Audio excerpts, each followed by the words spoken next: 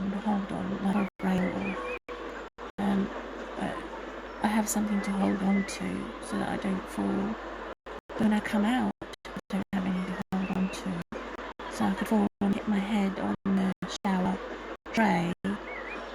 It's such a tiny little room. So I have to pray, thank God, to find the right accommodation in the future. I didn't know I was going to deteriorate. I didn't know that my spine was going to become worse after an epidural injection. And I didn't know that my operation was going to be a life risk, where they would say they wanted to cut a bone and shave it or do whatever to it.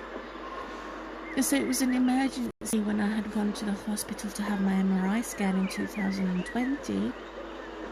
And because it's slightly over 4 years ago, the hospital doesn't have a copy of that. So the government has made a warped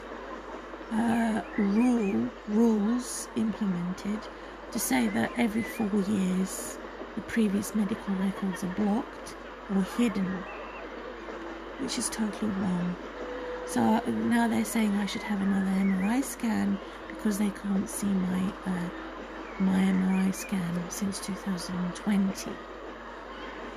And I'm saying you should be able to see it because it's not 4 years since, not 4 years gap yet.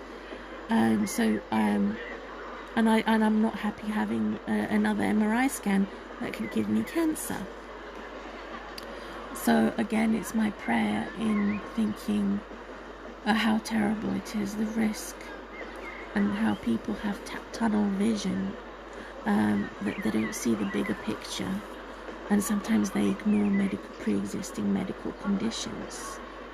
So I sometimes feel faint, sometimes I feel like my rights are fading out, and I'm exhausted to fight another day for freedom of information and my liberty, my rights as a human being.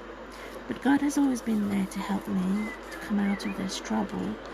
That they have created a crisis for me again by not treating me as if I'm alive, but treating me as if I'm a skeleton even, or as if I'm dead and I don't exist. Wow. Because of there's something seriously wrong with our hospital and our public thing, to say that even if I was to pay for a private hospital treatment, I would still be treated as rubbish or as a skeleton because I'm unemployed category and I'm a single woman, I'm not married. That's how bad the discrimination is. Occasionally there may be a private organisation that wouldn't treat you with so much discrimination and disrespect, but it's very hard to find. So even if I have realised to save enough money to have private treatment for hospital, I still need the money to move home at the same time. So this is what's happening. And suddenly, if I go and jump in the swimming pool, I will strengthen my legs and my back.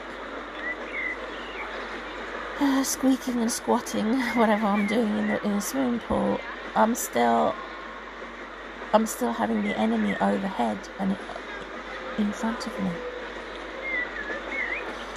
So it seems to be gross medical negligence and discrimination in 3 ways. Looking to move home, number 1. Looking to find treatment that is right for me, number 2.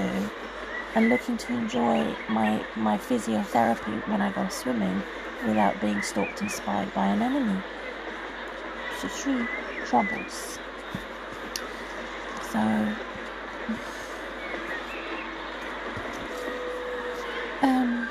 how they have turned things upside down.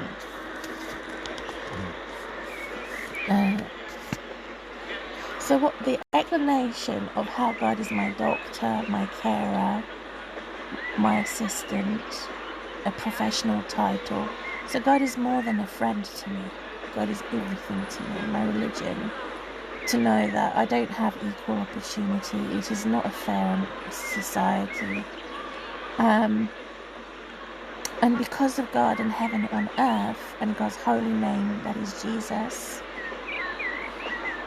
I feel like I have a guardian for my soul, like paradise, that means heaven on earth. And when things are not right in the creation as a creature for my natural habitat, as a wild human being or domestic human being, either way, things don't seem right on the planet. Not taking care of our environment and not taking care of animals are being extinct. It doesn't sound very benevolent to me. So I'm not impressed, I'm unimpressed that in every sense things being destroyed by the destroyers and the betrayers of Christ.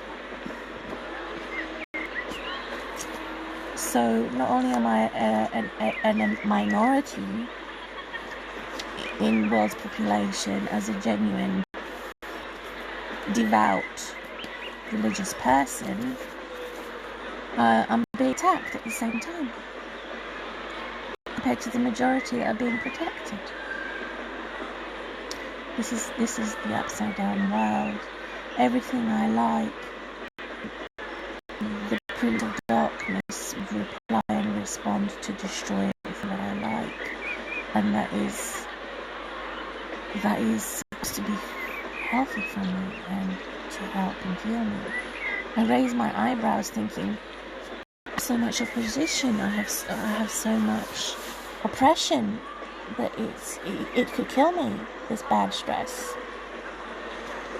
So any plan I make to make progress, to restore my health, someone else is using that information on the internet to see that there is death or disaster in my life, and is unstoppable. Prince of Darkness, or Princess of Darkness even.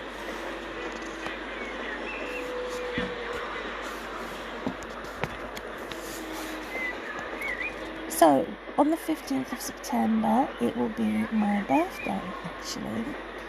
And it has been condemned all my life. So when I turn age 40, I will sing the traditional song, For God, who is my husband. For he is a jolly good fellow, he's a jolly good fellow, for he is a jolly good fellow.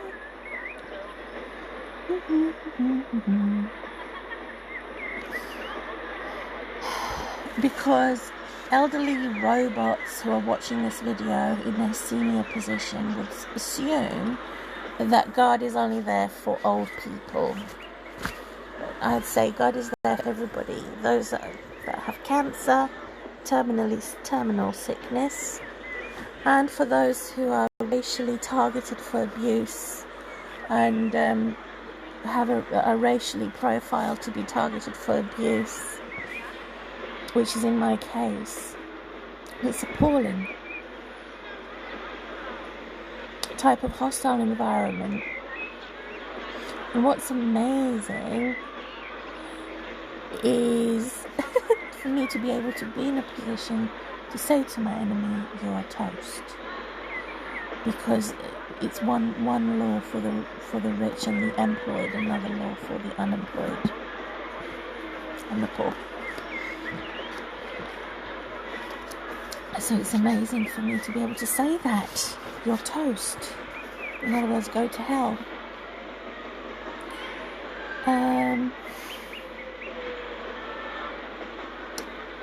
The wicked are going to be reapproached. And even their flesh and their filthiness will go up to the ceiling. So when I had an accident when I was colouring my hair, I'd put the lid on and put it in the fridge for the dye colour. Took it out of the fridge to do it later the next day. It exploded to my ceiling. Here's the ceiling.